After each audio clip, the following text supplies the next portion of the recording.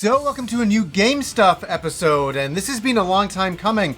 Some of this stuff has been here for nearly 2 months, and I'm getting to it now. A lot of this stuff was from my birthday time, and that was like 2 months ago now.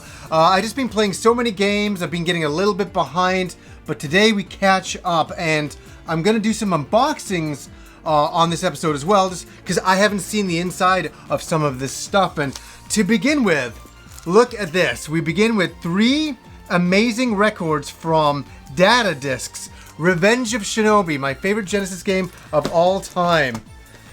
Golden Axe 1 and 2. And Panzer Dragoon. A lot of Sega love going on here, and today I just thought I'd open these up live with you guys, and you can see my reaction to this cool stuff. Let's have a look at Revenge of Shinobi here. What's really great is you have the front here, but look at the back. Look at the artwork, all the characters, all the enemies from the game, and let's just open this up right now. Oh wow, this is great. So here is the slipcase itself. Oh, and there's artwork within there as well. Oh, and there's like an introduction by Yuzo Koshiro right here. Oh, that's really nice. Beautiful packaging. Data Discs does the greatest stuff ever. I swear to God. And there's some more enemies there. And we're back to the back again. And let's have a look here. Holy. Look at that beautiful disc. I cannot wait to put this in the old record player and hear some of my favorite tunes. And for some reason, because records are kind of an older format, it's kind of fun to play the old music on an older format that still sounds amazing. I like that. It's kind of like watching a VHS tape on a TV nowadays. It's a really unique, cool experience that takes you back, and what a cool LP record. I mean, to have Revenge of Shinobi, man oh man, on LP, and to be able to listen to it like this is going to be incredible. I'll just put this down here. How about we do this one next? We're going to do Golden Axe. Okay, we're breaking the seal here, and yeah, absolutely, growing up, I loved the music to Golden Axe. I would record it onto tape and listen to it that way, and now I can listen to it on beautiful vinyl. Okay, let's have a look at this. Look at that artwork. And you know, that's the thing, Golden Axe was so influenced by Conan, and we loved it. I remember the first time I saw Golden Axe was in a 7-Eleven. That's where I saw most of my arcade games back then, and there's the record itself. I won't touch the inside, I'll be very, very careful. Really appreciate Data Discs and the work that they do. I love getting soundtracks on vinyl. It's a really cool way, as I say, to listen to some of this stuff. Panzer Dragoon is next, and this is a heavy one. Okay, breaking the seal. And Panzer Dragoon is such a classic Sega game, and there we go. There's some good old artwork there. And we got a couple of discs going on here. Let's go with the first one here. Very blue. Very blue. Side C, and there must be side D as well. This is a big album, a lot of songs on here. So I can't wait to put these in and listen to these. It's going to be a pure treat. And these are going to go with my other Data Discs that I have. I'm just going to put these on the floor. I'll sort all this out in a bit. But with the Revenge of Shinobi soundtracks, all of that. I don't know if they're still in stock. Go to datadiscs.com and see. You know, usually you got to pre-order these things a long time ahead of time, and then they sell out. And sometimes they reprint them, sometimes they don't. So that's why you got to grab this stuff as soon as it comes out. Now to some more traditional video games. Me and Kim were in Toys R Us, and we were just looking at games, and this is a couple of months ago. This is just after Christmas. And Kim was like kind of looking for a game to play. And she's like, oh, that, you know, Until Dawn game. She's like, that looks really cool. And I said, I've heard a lot of great things about it, but I haven't played it myself. So do you want to get it? And it was like really cheap. It was like 20 bucks. So we picked it up, and what's really cool about this game is it's about a bunch of teenagers going to a house up in the, you know, the mountains, in the snow, and you've got to kind of figure out who the killer is, and you can kind of choose your own way through the game. It's kind of a choose your own adventure style game. I heard this was going to be a movie first. They didn't make it into a movie. They made it into a game instead. It became its own thing. And what was so cool, I got to talk about this. What was so cool is we're playing the game and it's all snowing in the game. And we opened up the blinds and we had a snowstorm. So it was snowing outside like incredibly. Like we're just like, whoa, look at this. And it created the best atmosphere. I turned off all of the lights and Kim was freaking out. She's like, I can't play this game. It's freaking me out too much. And I gotta admit, there was a couple of jumps where I was like, ugh, that kind of got me too.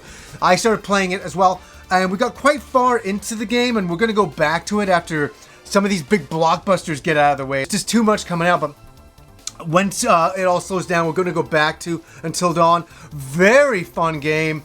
The quality of the graphics and the sound and the voice acting is, like, we're talking like a AAA game here. And if you've been on the fence with this one, it's really cheap. You can pick it really cheap now.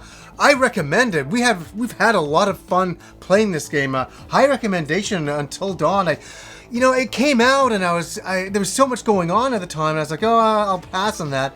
And I think I did myself an injustice on it, but nice picking up cheap. Now, one of my favorite games of 2016, within my favorite games, because there was a lot of great games that year, Firewatch. And it was a downloadable game. Kim and myself sat, we played it one night and we finished the game. It's not a hard game, very linear type of game. There's not a lot of gameplay, like real gameplay in it, but it was the story that kept us in. The story was it was like being in an episode of Lost. You didn't really know what was going on. It's about a guy who's had some problems. He's looking to get away from it all. And so he goes and becomes kind of like a forest ranger to look after this one point, to be a fire watch in case there's any fires and report them. And it's about what happens to him and the other girl that he's talking to in one of the other outposts. And that's all I'll say about the story. Now, I was so stoked to get this game from Limited Run Games because this game has a lot of emotion for me. It's one that I'll look back on in years to come and go, wow, that was a really good time. That was a really, different type of game.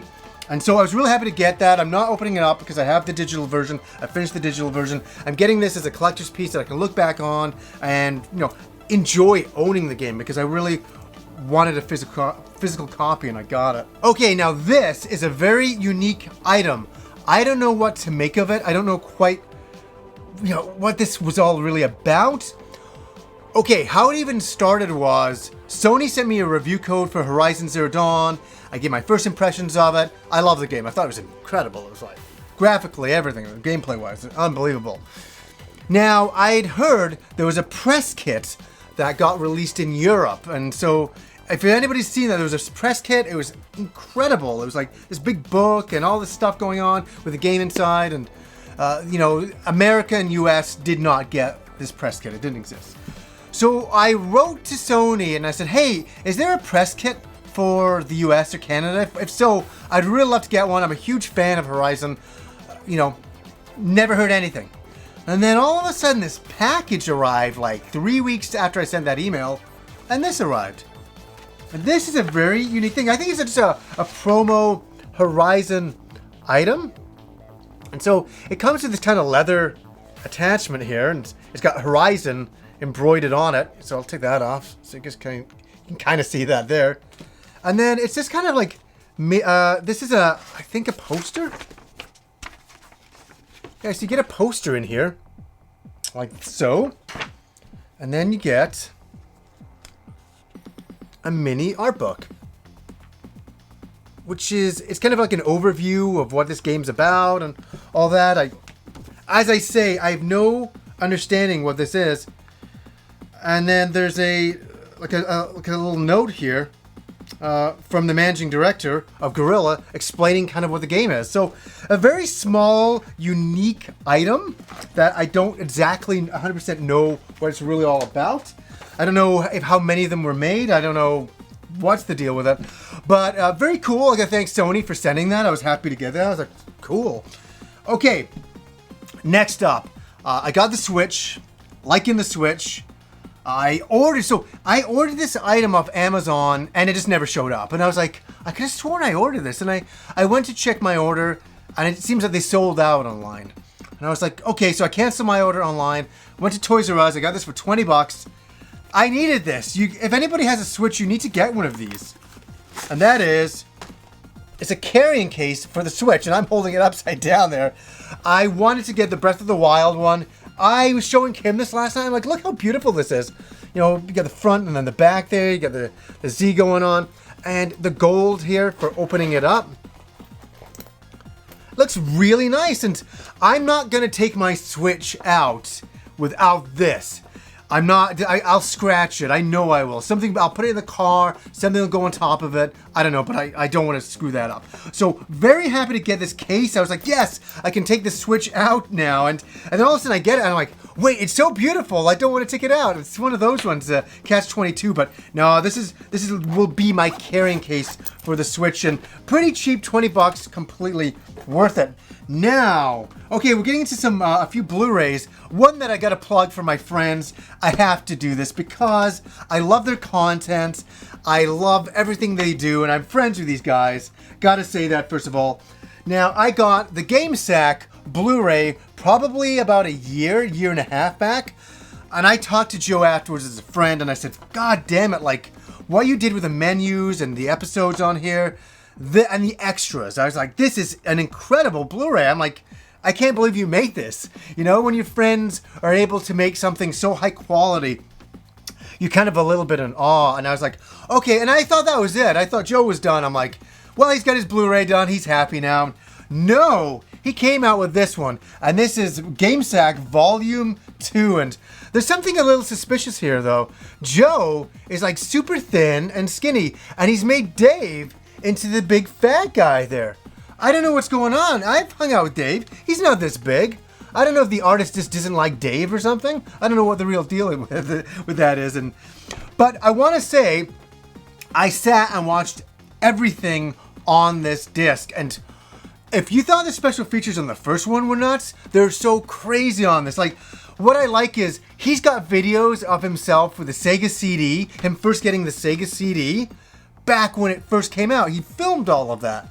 And I was a lot like Joe as well. Back in those days, I tried to film everything and all that, but he got a few gems in there, and there's a few really cool moments from their old days of filmmaking that are special features on here. That's what I came to appreciate the most with this, and I've watched the hell out of it, and I really appreciate this. And I'm glad I have physical copies I can have forever. And I'm recommending it because I am friends with GameSack, but I'm recommending it because it's a fucking good Blu-ray. And if you like GameSack, you're gonna love it. You gotta pick that up. Okay, a couple of weird movies here from the 80s. And Kim sat and endured the watch for both of these. The first one is Stephen King's Cat's Eye. I guess it's a series of Stephen King stories that came out in the 80s, and they collected into like a kind of a movie going on called Cat's Eye with Drew Barrymore from E.T. There are three really weird, creepy stories, and this cat is traveling throughout the three stories, so the cat kind of ties the three stories together. And these three stories are fucked up. They are seriously screwed up. The first story stars James Wood trying to quit smoking, and he can't quit smoking for everything, you know. And I know that used to be like, because I used to be a smoker. So he goes to this very extreme place to quit smoking. But it's so extreme that I'll just kind of tell you a little bit of the story that if they catch you smoking, you join this organization, and if they catch you smoking, they will put your wife on this electrical like fence like thing and fry her feet. I know that sounds weird, but they kind of put her in a cage and kind of light it up with electricity and see her react, and it sounds terrible. And then the second one, like if you get caught again, they will rape your wife. Me and Kim were watching this and we're like, this movie would never fly now at all because it's so brutal. The second story is to do with a bet and some adultery that went on, and this kind of wager that goes on. And the third story is to do with Drew Barrymore dealing with this creature. And that's all I was saying.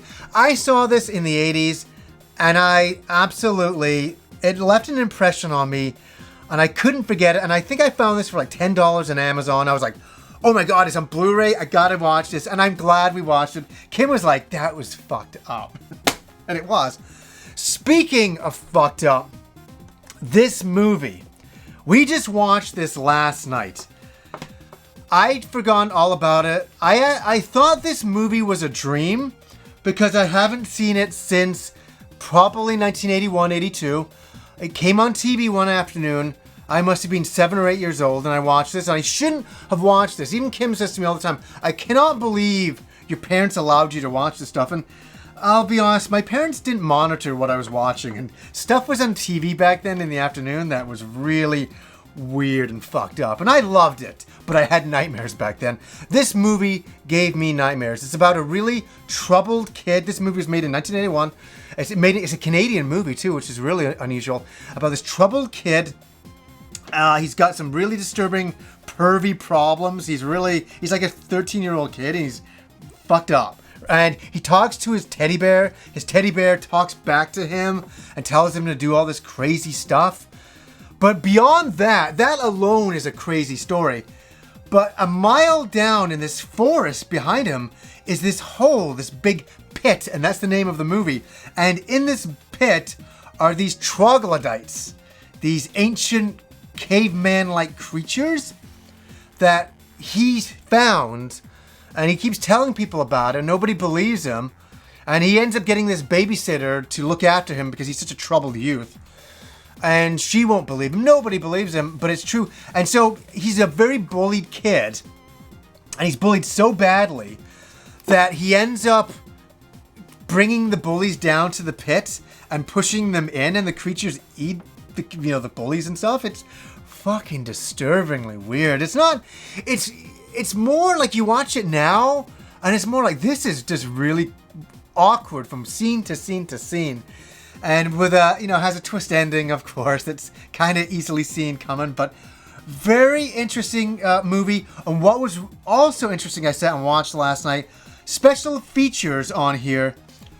The kid from I was 12 years old back then is like in his 40s now, his later 40s, and he's talking about his experiences back then. And it's so cool to see high definition stuff of this kid growing up talking about acting like a total pervy delinquent. It's very interesting, but this is a movie I had to own because I thought I dreamt it.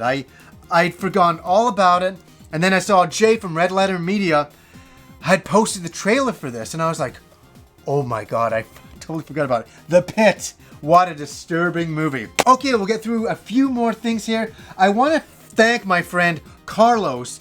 On my birthday, him and his daughter sent me a few things, and I thought this was very, very sweet of them. They sent me, his daughter made these, and I really appreciate it. Slimes going on here with magnets. These will be going straight onto the fridge. The Ninja Gaiden character here is going on the fridge. Thank you. And we got a mini Goku going on here from Dragon Ball. Magnets on the back going on the fridge. I just want to say how much I appreciate these, and I just want to say thank you so much. And Carlos got me a bunch of things, a few games, and I just wanted to show a few of these things. He got me some Goblin dice from Pathfinder, green dice. Let me say, I have a bit of a thing for dice, for collecting dice, and I think Carlos picked up on that in some of the talks we've had, and he was nice enough to get me this, and this is crazy. This is from Pathfinder as well. Die-cast metal dice. These things are heavy, man. Listen to the roll on this. That's a roll. That is a roll, and I'm also very superstitious about my dice. A person grabbed my dice, like, when you're playing Dungeons and Dragons and you have your own dice, and you're playing with them, don't ever touch somebody else's dice. I know that sounds crazy. It's something that I was playing a D&D game, and the Dungeon Master grabbed my dice. I can't tell you how angry I was. I mean, I didn't say anything, but I was just like, what the fuck are you doing? It was like, it's like he killed my dog. It's very superstitious to touch somebody else's dice. I don't know. My dice felt very lucky to me, and he touched them, and now they don't feel as lucky. I know. It's like an OCD thing I must have with dice, but Carlos, thanks for that.